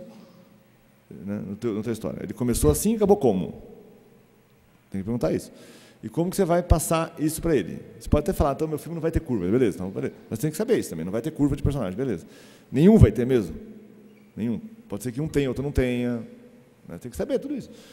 Né? Mas se tiver curva de personagem, repetir o espaço é uma coisa que dá certo às vezes. Porque você mostra na mudança do espaço, você mostra a mudança do personagem. E as pessoas filmam o tempo todo, você vê o filme não repete um espaço, aí só fica a gente falando, né? É só baseado na fala, porque fica só retórico, né? Porque não tem, né, os recursos da direção, que qualquer filme tem. Né? Aí não quer usar aquilo, fica só a gente falando. Tudo bem, mas tem que ser bem legal o que as coisas estão falando, né? Se for bem legal, pode ser também. Mas tem que pensar nisso. Você quer fazer assim mesmo ou não quer? E uma última... Jornalista também tem uma pira, né? Que tem a ver com aquele negócio do... como é que chama? Lead, né? Não sei disso com jornalista. Como é que é? Quem é, aonde, a hora, tal, né? Muitas vezes essa mania de fazer isso já acabou com o filme, já. Acabou com o drama inteiro só porque você quer contar tudo na primeira fala. Já acabou. Você conta tudo, já acabou o filme. Eu lembro, um que eu gosto de citar, que é um documento especial. O documento especial tinha coisas muito boas. Tem um que chama Amor Bandido. O filme aquele tem um do Nelson Rodrigues, né? Anunciando assim, tipo, mulheres que amam bandidos, o amor bandido. Aí com as músicas do Roberto, assim, os bandidão na cadeia. E as mulheres mostrando o filhinho, eu amo o bandido, ele é foda, ele é meu amor, tal. E fica um monte de 4 mulheres falando desse assunto. Aí, de repente, no filme corta, elas estão na porta do Carandiru, gritando, enlouquecidas, que os maridos dela foram mortos. Aquilo era do caralho, cara. Era do caralho. Porque, em vez de fazer o Carandiru, primeiro assim, a pauta do Carandiru, em vez de fazer os policiais mataram o Carandiru, ele fez as mulheres que perderam o marido, eram pessoas que amavam aqueles maridos. E o recorte foi assim. Aí, primeira coisa. A outra coisa, em vez de começar avisando que elas eram mulheres de maridos mortos, não tocou nesse assunto, ganhou a gente primeiro, fez a gente gostar daquelas mulheres, acreditar naquele drama delas, como elas realmente eram, o filhinho e tal, e depois contou. E é claro que ele filmou o contrário. Ele foi lá no Carandiru, viu quem tinha morrido, pegou a mulher, foi lá falar com ela na casa dela, e depois, só que ele inverteu na edição. Coisa mínima, né, básica. Só que se fosse jornalista, já ia fazer... a mulher perdeu o marido. Tem uma mania de passar informação. Essa mania de passar informação atrapalha, às vezes, sabe? Tem uma mania de informação, de passar informação, como se a pessoa estivesse procurando informação. Ninguém está procurando informação, cara. As pessoas estão procurando histórias, chorar, essas coisas assim. Ninguém quer saber essa informação, tudo. Por que você quer saber esse negócio? Você Você saber ler jornal, internet, tem mídias muito melhores para passar informação do que o documentário. O documentário não é uma boa mídia para informação. Por exemplo, não é. Texto é melhor, assim, você lê lá, é muito mais fácil. Você entra no Google lá, você sabe toda a informação. Então, esse negócio da informação, às vezes, atrapalha. De querer passar informação. Tanto que esse papo de economia da informação, eu acho uma loucura esse papo, eu acho uma chatice. Isso aí não, na verdade, é economia criativa mesmo o negócio. O que interessa hoje é a criatividade. É autoria mesmo, é um jeito de contar diferente, isso que interessa. Então você tem que fazer um jeito diferente, não é só passar a mesma coisa. Senão já fazem, um monte de coisa que eles fazem todo dia, sem ter tempo. Tal. O pessoal está contratando vocês porque quer um jeito diferente de contar a mesma história. A história todo mundo já sabe. Você pode melhorar um pouco, tal, mas você já sabe. Né? Achar uma imagem, mas já sabe. Já sabemos, mais ou menos. Se não souber, vai ser, é o mínimo. O mínimo. Se também não souber a história, se mata, né? Você não sabe nem a história, então aí realmente não dá. Mas esse é o mínimo da tua coisa que você tem que dar. O que você tem que dar mesmo é um jeito novo de contar a história. Então, não são coisas tão complexas, como vocês viram. São coisas simples. Não precisa ficar voltando câmera, girando alto. Não precisa dessas coisas, necessariamente. Às vezes as pessoas ficam, eu vou inovar, então vou fazer umas coisas muito difíceis de filmar. Tal. Não precisa, não é isso. É o jeito de contar. A pauta, o jeito de contar. Acho que isso que a gente fala que é o roteiro, né? E é claro que ele é feito até a edição. Mas se você não pensar minimamente antes, você não vai conseguir editar. Acho que é isso que eu queria ouvir um pouco o pessoal também. Obrigado. Roda seu documentário para o pessoal ver a caixinha, é legal. Oi. Estou quase aqui palestrando, aqui, sentado no limite do... Não, estou sentado aqui no limite, mas eu sou ouvinte, tá? Não sou palestrante. Eu não tinha te visto aí mesmo. Olhei muito para lá. O meu documentário... Eu procurando, falei, pô, cadê? O meu documentário é sobre o Cláudio Cano. E aí a gente se deparou com alguns desafios aí já iniciais, assim. O Cláudio Cano é um mesa-tenista, então já de cara a gente não... Mesa-tenista. E aí, já de cara, a gente não achou tanto material, nem no Google, no YouTube, nada. A gente não está achando ele jogando, sabe? Então, a vida dele não foi muito registrada. E um outro fato que é um desafio é que ele morreu, jovem. Então, eu não tenho nem ele para entrevistar. Então, a minha formação não é de documentarista, na verdade, essa é minha estreia. Eu venho da animação, igual o Rafa, e da ficção, né? Então, é por aí que eu estou levando a linguagem do documentário. A gente, lendo a respeito, a gente achou uma história, achou um roteiro. E é aquele negócio, né? A vida, às vezes, é um roteiro ruim. Assim, é um negócio... Aí, o meu desafio é tornar isso mais interessante, como a vida dele. Eu vou contar rapidinho, que, para quem não sabe, ele foi um dos maiores mesatenistas brasileiros. No ápice da carreira dele, ele estava entre os 6 primeiros do mundo. Ele foi disputar as Olimpíadas de Atlanta com mala pronta, um dia antes de embarcar. Na véspera. Um dia antes de embarcar, ele foi, como todo jogador, como todo atleta brasileiro, ele não tinha recursos, então ele tinha um emprego, que era uma importação de artigo esportivo. Ele foi ver um carregamento em São Bernardo. Então, ele foi de moto para não perder tempo e acabou sofrendo um acidente na Marginal Pinheiros, praticamente na véspera do embarque. Se eu terminasse aí a história dele, porque na morte é de cortar o pulso, assim. O cara, puta, eu vou desestimular os outros atletas, sabe? Andar de moto você vai desestimular. E a gente achou aí nessa tragédia uma história de superação no final. A gente foi indo ver o que aconteceu.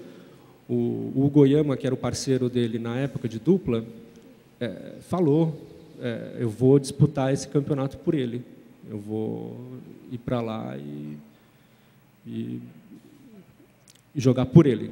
E ele foi para as Olimpíadas, mesmo, né, super abalado. Imagina, se perder seu dupla. Ele foi para lá e não ganhou medalha, mas ele venceu o campeão mundial de tênis. Ele eliminou o campeão mundial na época. Então, para mim, esse é o final. Esse é o como a minha formação é a animação e eu não tenho registros. Aí a minha opção, igual a do Rafa, é tirar um pouco desse ranço de fatos históricos, de imagens de arquivo, e aí contar uma história de ficção, quase, né? Então, a ideia é contar por anime, que nada mais... Ele cresceu na comunidade japonesa, ele aprendeu a jogar e treinava na comunidade japonesa, e o esporte é muito atrelado a isso. Então, acho que nada mais natural que contar a história dele em mangá, né? Óbvio que eu não vou conseguir contar 26 minutos em mangá de alto nível, assim, que eu quero fazer um mangá bacana, bem realizado. Então eu vou meio que pincelar vou usar para ilustrar aí o que eu não tenho de imagem. E contando um pouco de como eu roteirizei essa história, que pode até ser... É uma história, se fosse ficção, ia ser pouco, quase. Mas porque na vida dele mesmo ele não tem tantas reviravoltas, é um cara bem japonês, assim, nesse sentido que o cara foi, treinou, acorda, igual o Vlamir falou ontem, o cara acorda, come, joga, dorme, acorda, é isso, é dedicação, sacrifício. Ele não teve drogas e sexo, rock and roll, não tem. Então o que a gente até procurou, né? Mas não achou. O cara é impecável. E o que eu pretendo mostrar, assim, eu vou contar um pouco de como eu imaginei a escaleta e alguma coisa desse tipo que eu nem sei. Eu vou começar pela morte, porque uma que muita gente já conhece a história. Então, se eu terminar com a morte não faz sentido nenhum, assim. Então, já mostrar. A minha ideia é começar com um anime, já para atrair atenção, para mostrar que é um documentário com uma linguagem diferenciada. Então, eu vou contar essa história, não mostrando quem ele é, ele fazendo o dia dele nesse dia, ele foi, na verdade, ele foi buscar um saco de bolinhas de ping-pong. Por isso que ele morreu. Claro, por ter a necessidade de um segundo emprego foi a razão maior, né? Mas então a minha ideia é mostrar a vida dele nesse dia até o acidente e acabar com essa bolinha de ping-pong na mochila. Aí notícia na TV. Ai, que triste. Triste. E aí eu vou puxar um gancho para imagens reais. Então, aí o anime vira realidade, aí você sabe quem que é o Cláudio Cano, e aí eu vou começar quase... Como o tênis de mesa assim, é muito pouco documentado mesmo, eu vou meio que tentar pincelar através da espinha dorsal aí do condutora do Cláudio Cano, da história dele, pincelar momentos do esporte do tênis de mesa como um todo. Outro desafio aí que eu tenho é que, apesar de ser trágico, ser eu tenho uma história de drama e superação completa aqui. Então, só um comentário. Primeiro, assim, no limite, você não precisa nem se preocupar com ele ter morrido. Você pode tirar esse negócio. Pode. Por que não? Se você quiser. Pode fazer o filme inteiro, nem tocar no assunto. Pode mesmo, eu tenho certeza que pode, te garanto. É permitido. Então, você fica muito baseado nesse negócio, morreu, fica muito fascinado, por isso morreu. Fica pensando nisso, começa. É muito assunto, morreu. Pode ser que nem. Ou toca mesmo, de forma super assim, inclusive ele morreu aquele dia. Por que nós temos que pensar nisso? É que nem o Ed Wood. Acabou, mas o Ed Wood também morreu, como eu falei. Ele não toca no assunto que ele morreu, acaba no momento que ele ficou famoso. Você pode acabar num jogo auge da vida dele. Então, acabou. Ed Wood, né? Você poderia fazer isso. Não, só falando que você poderia, não estou dizendo que você quer fazer, né? Estou falando que a gente fica muito morreu. Então. A outra coisa que eu lembrei aqui, falando com a tua fala, eu fiz o do Chacrinha também, o roteiro de um filme do Chacrinha, chama Alô, Alô, Terezinha. Do Renef. E uma estratégia que dá para fazer em termos de modelo dramático, assim, para qualquer personagem, né? É a estratégia do Kane, né? Saddam Kane. Que na verdade, a gente nem sabe qual que é a verdade, a versão verdadeira. São versões sobre um personagem que a gente vai construindo em volta. Ou em literatura tem um texto do... Nem lembro de quem é. Que é o Frank Sinatra está gripado. É um texto muito legal. Puta texto legal, né? Que é as pessoas em volta do Frank Sinatra. Ele faz um perfil do Frank Sinatra sem ver o Frank Sinatra. Em nenhum momento você vê o Frank Sinatra. É só sem falar com ele. Sem falar com ele. É só os assessores do Frank Sinatra mostrando como é que eles estão preocupados com o fato de ele estar gripado, que vai acabar o show e vai acabar a vida deles, vai ser um inferno. É muito legal, assim, sabe? É só em volta. Você pode construir um personagem inteiro sem nunca mostrar ele mesmo. Ao contrário, você pode criar esse mito de hora que ele vai mostrar. E mostra ele só na última cena, por exemplo. O filme inteiro. O filme é sobre o Cano, pode ser. Mas você pode não mostrar ele mesmo. Ficar só pessoas... Você fica, nossa, pode, tô falando só de pode, tá? Pode tudo, na verdade. Eu estou falando de exemplos de pode.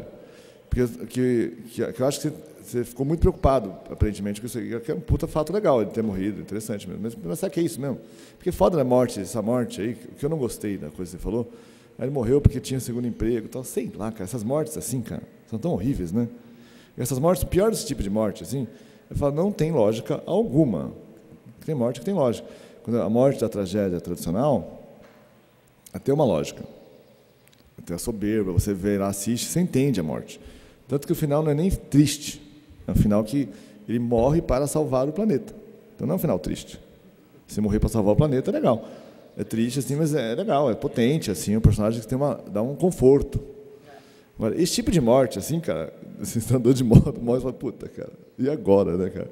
Então, se for trabalhar com isso, é aquele negócio da tragédia moderna, que é nonsense mesmo. E é um vazio existencial, né? E qualquer explicação que a gente der, você fala, ele está de moto, não devia andar de moto, tem 2 empregos, é tão pouco, né, diante da justiça mesmo, né? Da percepção de que o mundo é injusto, né? Quer dizer, dá para trabalhar com isso, mas ele tem que entrar nessa mesmo. Explicações muito simples a gente não compra. Explicações de, por causa disso que ele morreu. Porque a gente fala, pô, eu também entendo, não morreu.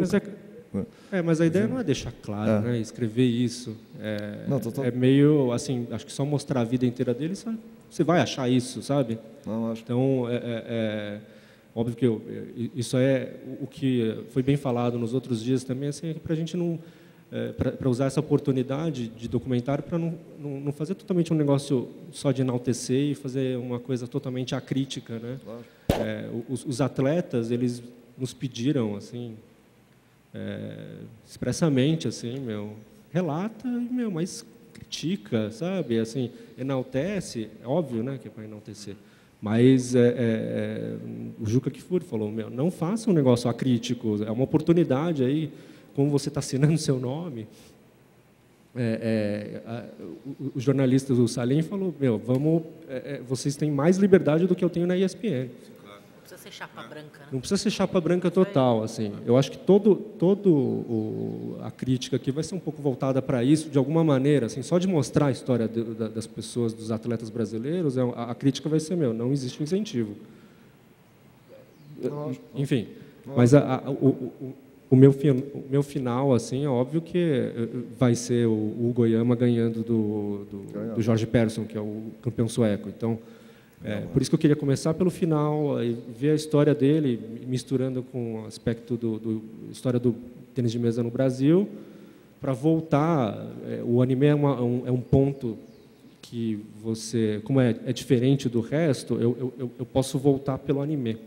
Lá no final do documentário, eu volto a ter anime, só que eu continuo a história. Conta a história do Cano inteira e a história não para ali no começo, ele vai... Um pouco essa meio a ideia principal. Assim, é óbvio que assim, eu não conheço Cláudio Cano ainda. Eu vou conhecer meu personagem ainda, o que ele gostava, como ele era, através dos relatos, né? Então... o recorte do personagem eu não tenho ainda, mas eu tenho, baseado nos fatos, uma trajetória. Né? Esse negócio que você falou de como ele era legal também, pensar os detalhes do cotidiano, sei lá, que tipo de prática que ele tinha. A gente já foi tem uma coisa que o pessoal em antropologia chama temporalidade, né? Que é como que o cara organiza o dia mesmo, sabe? É uma coisa que é super legal de fazer, se tentar fazer assim. Acorda, que horas, isso aqui, coisa bem... Que isso aí dá uma concretude, assim, naquele ser, né? Que é legal, roupa, essas coisas são em volta, né? Se preocupar um pouco com isso, sabe? Então a gente fica muito nos fatos históricos, que seria a grande história, que a pessoa fala, né? E tem toda a linha de pequena história. Pequena história é ele, sobrinho, roupa, pequena mania, todas as coisas, né? Que aí você, é só inicialmente, para você mapear tudo aquilo e aí escolher, na verdade, não vai, óbvio que não vai fazer tudo isso, mas você escolher o que daquilo lá te interessaria para construir um cara. Como eu te falei, você não vai mentir, mas você vai construir um personagem. Então, de todas as coisas dele, você vai tirar alguma coisa. Você falou um negócio de ser japonês, disciplina, isso é super legal, né? Hoje em dia, pode enfatizar, quer dizer assim, como é que faz o que mostraria isso? Além da gente falar, ele tem disciplina, tal. Então, alguém falar, tudo bem. Uma coisa é alguém falar. Já, outra coisa é qual anime vai mostrar isso, né? Ou pode ser anime mesmo. Ou qual dessas... Que ceninha mostraria, né? Acho que pensar isso é legal. E é a definição de personagem, né? Que nem ficção, igualzinho. No teu caso é bem isso mesmo. E vale a pena investir por aí que vai ficar legal.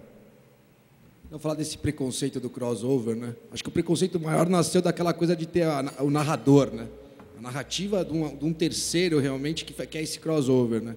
Tem outras técnicas da gente usar esse crossover interessante, quer dizer, textos de terceiros, grandes jornalistas, né? Textos que situem a época, né? Ou um próprio crossover da própria personagem biografado, né? Acho que essa quebra de realmente não ter um terceiro, que era o grande preconceito. Agora, para 26 minutos é um recurso que eu acho que para a gente é muito importante para rapidamente passar a informação que a gente precisa e cair logo no emocional, ou cair logo no que interessa para nós, né? Outra coisa que eu acho que a gente vai sempre lidar é uma coisa que é essa ficção autobiográfica, né? Como a pessoa vê a vida dela. E conforme os anos vão passando, aquilo vai mudando. Então, nunca é verdade. O documentário não está preocupado com a verdade, né? Quem mente é o personagem, não é o documentarista, né? Porque ele carrega isso. Ele carrega essa visão que não é o fato real da vida dele. Ele carrega isso.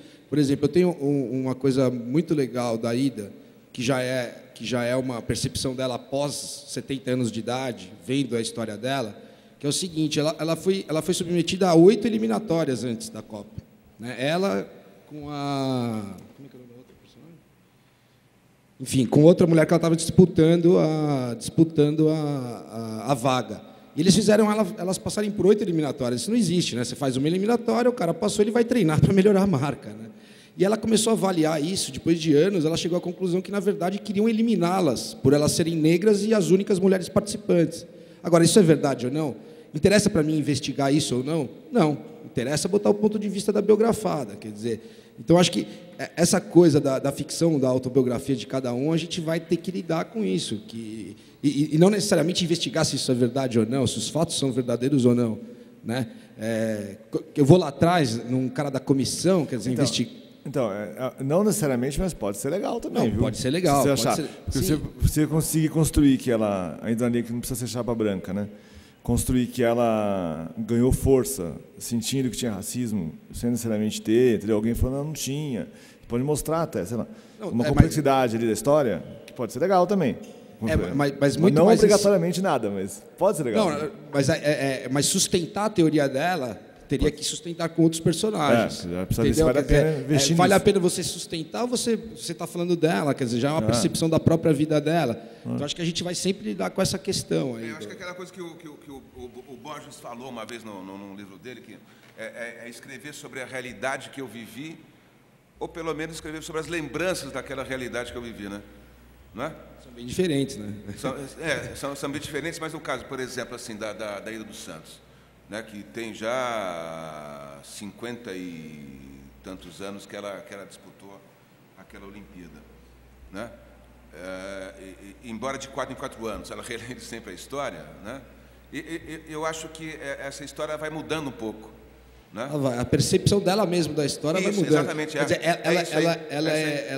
é fruto de um descaso total da delegação de atletismo e, ao mesmo tempo, ela chama o Avelange de padrinho dela, né? Que é o símbolo da cartolagem. É que também somos feitos de contradição, né? Com certeza. Isso é interessante também, né? Então, isso é legal de tentar construir. Então, como é que você constrói isso? Essa contradição. Entre ela falar isso e depois chamar o Avelange de padrinho. Isso é legal pra caramba. Tenta pensar como É que o Avelange não foi nessa Olimpíada que ela foi, né? Eu acho que, na verdade, o Avelange se apoia muito mais nisso, porque em 65 ele se torna presidente da FIFA. Até 63 ele era presidente da Confederação Brasileira de Atletismo.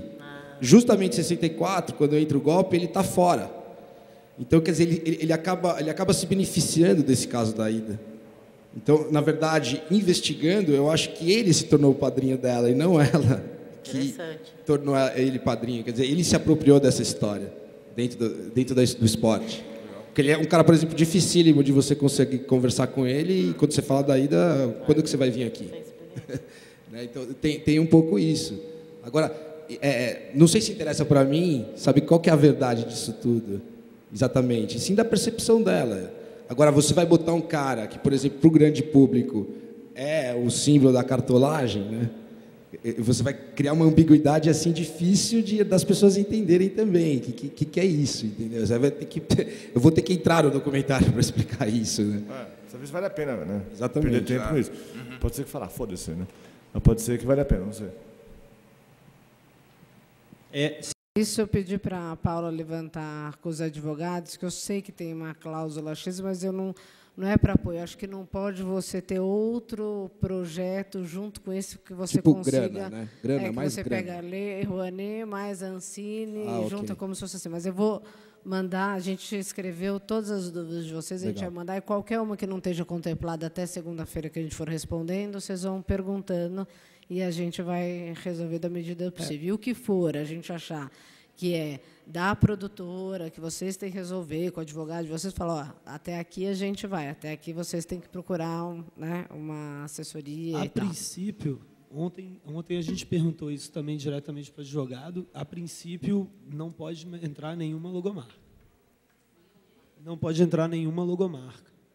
A mais do que tem... A mais do que tem aqui nos banners, enfim. Eu vou checar. Eu sei que todos esses têm que estar, mas eu vou checar em que cláusula, agora conforme item. Podia ver, né? Porque, de repente, a gente podia ter uma cartela de apoios no final, porque todo mundo vai ter um monte de apoiador desse jeito, né?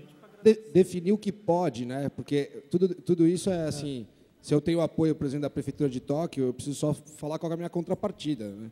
Ou eu vou pôr o logo deles ou não vou pôr, eu vou só escrever, eu vou escrever como apoio, eu vou escrever como agradecimento, só para a gente ter bem definido a limitação disso, né? Então, eu vou passar isso para vocês, porque a gente também, quando colocou na lei, a gente falou que ia ser na apresentação, os créditos iniciais e tal. Então, tudo que a gente colocou lá, eu vou mandar um e-mail também só disso e a gente vai discutindo para eu não falar besteira aqui agora e falar pode, de repente, não era isso, ou o que tiver escrito lá, ver se a gente pode mudar de alguma forma. Ok. Até porque ontem, conversando sobre esse mesmo assunto, o entendimento que, pelo menos, os advogados deram, tem no edital muito claro que não pode nenhum outro tipo de apoio, logomarca, nada.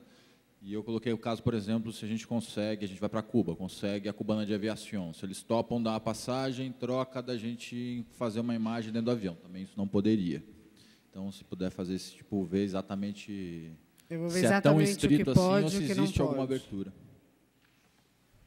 Vai ter algum grupo de discussão na internet ou coisa assim para trocar informação e tal? Porque às vezes pode ter gente que acha, achei tal imagem no COI, achei uma coisa da ida em tal lugar,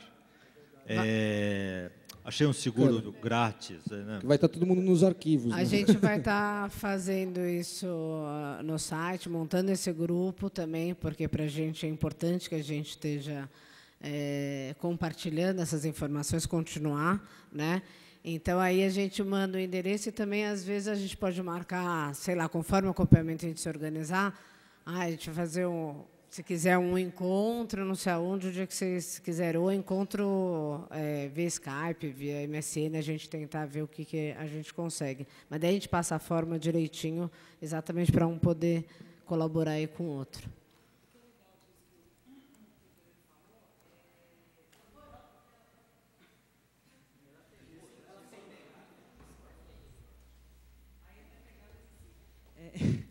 colocar no próprio site, como tem em outros editais também, da Petrobras mesmo, eles fazem isso, né? Porque ali mesmo a gente faz as perguntas... As dúvidas frequentes. Isso a gente já tem lá. Mas acho que mais que dúvidas frequentes, resposta e pergunta. Isso a gente vai ter, mas acho que o que o Torino está propondo é de compartilhar a informação desse grupo. Né? É voltado só para esse grupo. Isso. E o que for voltado para esse grupo, depois o que for a todos, aí a gente coloca no site como pergunta frequente ou não. A gente pode fazer um Google Groups, né? Oi? A gente pode fazer um Google Groups com todo mundo. Aí a gente passa direitinho. Bom, então, todo mundo respondeu a avaliação? Passaram aí? A outra coisa eu quero agradecer todo o pessoal da Cinemateca, Carlos Magalhães, a Bia, a Virgínia, o Sandro e todos esses que participaram aqui, porque eles abriram a casa e a gente vai usar muito essa casa, vamos depositar o filme aqui, vamos fazer pesquisa, a Mirna, então, a hora que forem fazer pesquisa, a gente vai fazer aquele jeito, ó, quem falar na Cinemateca, fala com o fulano, vai lá fazer. Teve uma dificuldade? Liga para a gente, que a gente intermedia também essa relação e vamos, o que a gente puder colaborar, mandem que a gente vai fazer. E agradecer toda a nossa equipe, a Valéria, a fotógrafa, a Vanessa, a Maíra, o Otton, a Paula, que eu acho que a gente... Eu me agradecer, né? Que a gente tá uma equipe que quando você faz o evento, você vê com quem que você conta, né, na hora de trabalhar. E acho que a gente fez uma equipe super legal, acho que pelo menos a gente tentou cumprir com êxito aquilo que a gente se propôs com vocês e acolhê-los, que era o mais importante. Então, obrigada a cada um de vocês, que inicialmente foi difícil.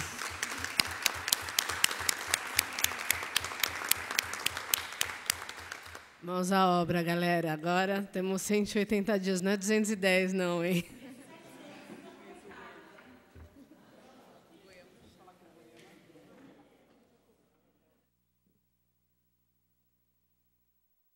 Como narradora, a Valesquinha, filha da Ida, pode ser a narradora. E uma filha contando a história de uma mãe é sempre emocionante, quer dizer, não é uma coisa separada da outra, né? Ao microfone, senão ninguém escuta. Não, eu digo de onde nasce esse preconceito brasileiro do crossover. Ele nasce dessa coisa da terceira pessoa narrativa, entendeu? Quer dizer, se você pegar uma parte do seu depoimento e transformar em voz-over, é um outro estilo que você está dando para aquilo. Ou se você pegar um texto do Armando Nogueira falando sobre a Ida e botar o Juca Kfouri fazendo, quer dizer, você está dando essa informação, você está se apropriando de textos narrativos para conseguir construir essa história. Acho que tem esse estilismo de como você lidar com o crossover, todas essas outras opções, né? É muito mais legal, talvez, eu também prefiro construir um crossover dentro do que sobrou dos meus depoimentos, dentro das informações que eu tenho que passar dentro de uma construção de depoimentos. Ou, dentro do que eu tenho de depoimento, criar um terceiro texto para dar para um locutor fazer, ou para alguém que é um formador de opinião naquilo fazer, né?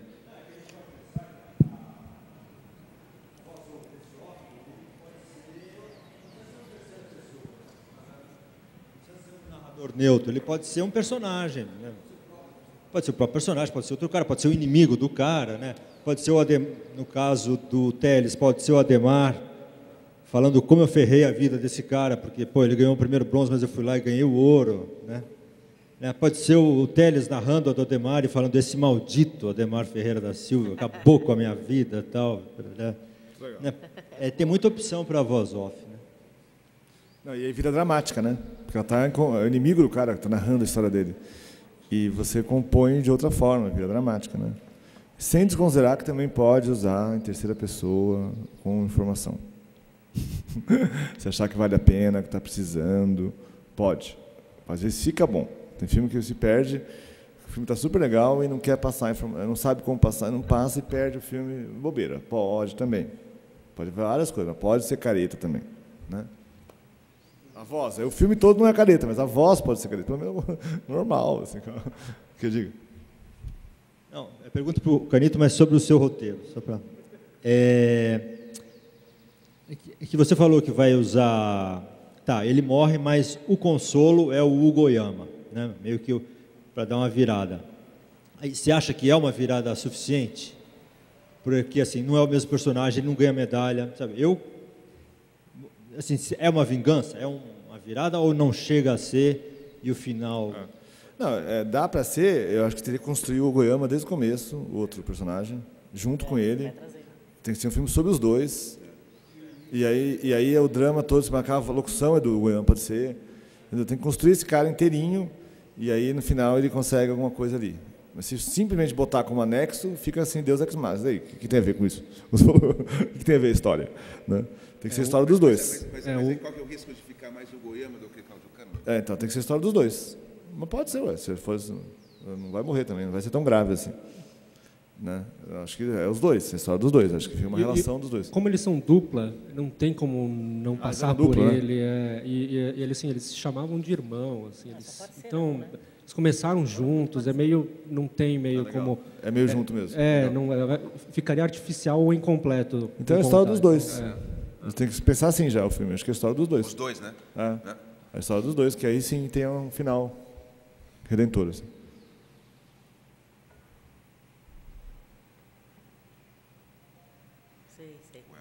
Conta o filme aí, conta alguém. Pode contar o filme também, sabe? Bom, aproveitando que a gente falou um pouco de morte aqui, do Cláudio Cano. Todos os personagens no final morrem, né? Já repararam isso? Impressionante, né, cara? Coisa repetitiva, né, cara? Coisa assim, coisa chata essa história. Não necessariamente chatas. Na estrutura do roteiro, não necessariamente no final, né? O que a gente estava falando. Não necessariamente no final. Porque a gente estava até pensando aqui sobre isso, porque o meu personagem é a Maria Lenk, né? E a Maria Lenk tem uma história de vida atlética muito longa, a vida toda dela praticamente. Então, esses 26 minutos vão ser complicados nesse sentido, assim, se quisesse entrar numa de querer contar a biografia dela, que eu acho que não é o caso, mas porque ela não parou nunca de nadar, não deixou de ser atleta nunca, assim, quase todos os atletas, você tem aquele período onde ele foi um atleta de alto rendimento, né, um atleta que estava ali disputando medalhas, campeonatos mundiais e tal, e depois tem aquele período que ele aposenta e tem uma outra vida, né, tem uma outra relação social e tal. A Maria Lenk não deixou de competir nunca. Até os 92 anos de idade, quando ela morreu, ela estava competindo no Mundial de Natação Master. Que legal. E batendo recordes, né? Ela até, no depoimento que ela deu para a gente, ela brinca que ela adorava fazer uma idade, né? Fazer aniversário, porque ela passava de categoria, porque na Natação Master é por idade. Então ela passava de categoria e tinha condição de bater um novo recorde, porque o recorde já era dela. Então o recorde era dela aos 89, depois ela batia aos 90, depois aos 91. Então, assim, a gente até brincou aqui agora que se tiver vida após a morte, ela está competindo com certeza. Com certeza ela está competindo em algum lugar. E ela... Uma boa fala até essa da vida após a morte, você pode mandar algum personagem falar. Eu acho ótimo fazer isso. Se tem umas falas boas, fala aí, o cara fala. Do paraense. Manda alguém falar e foda. Afirmar, então, né? Se for um médium, pode afirmar. Médium. Porra. Roteiro, né? Roteiro, manda o cara falar, ué. Mas, onde é que eu ia chegar num ponto...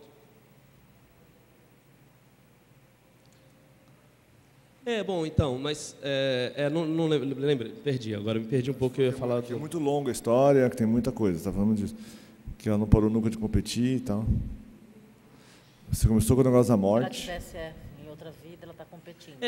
Bom, não lembro exatamente o que eu ia falar, mas... O que você vai fazer para resolver isso? Bom, então, essa oficina está sendo bem interessante, assim, até aproveito a oportunidade para parabenizar e agradecer também. Porque a conversa com o Trajano, com o Juca, enfim, com todo mundo, com os atletas, com todo mundo, deu uma nova visão, assim, dessa não necessidade de contar a biografia. Existia uma preocupação de, será que existe uma expectativa muito grande da ESPN e tal, de cumprir essa lacuna que existe, de contar quem foram esses caras, assim, de informar mesmo a população, olha só quem são esses heróis que estão aí esquecidos.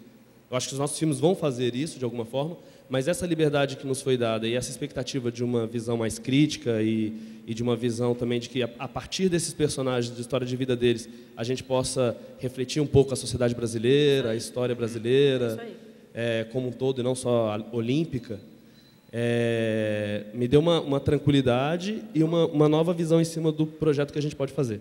Que ótimo. Então, assim, o roteiro ainda está eu vou maturando, né? Eu vou chutar uma estrutura aqui, vou chutar. Mas que tenho, mas que ela já morreu também. Mas de que forma seria uma coisa assim, fazer uma linha narrativa de uma prova só dela velhinha, que tem todo o assunto de uma velha nadando, tal. E aí a outra linha vai contando pílulas da biografia, pequenininhas, no meio. Tem 2 linhas. Porque tem um drama só, daquele dia que ela vai nadar, uma prova. Na verdade, você podia fazer o filme inteiro sobre uma prova só. Na verdade. 26 minutos, não tinha nada demais. Mas é claro que a gente também quer um pouquinho de biografia. Tá? Aí você pode focar num drama só específico, que na verdade esse drama apresenta um monte de coisa. Uma prova, um campeonato. Apresenta um monte de coisa dela, quem ela é e tal. Ou com depoimentos, reconstruir essa história. E em paralelo ir contando pedacinhos do resto. Pedacinhos, nasceu tal, não sei o quê. Não nasceu, ganhou tal isso. Eu chutei aqui, entendeu? Porque eu gostei muito do negócio da velhinha nadando. Achei isso muito forte, assim. É uma coisa que você fala, nunca vi. Eu não sabia, essa coisa da prova, é muito interessante isso. Então, de repente, chutei. É uma ideia interessante, inclusive, porque a gente tem material do Troféu Brasil de Natação Master.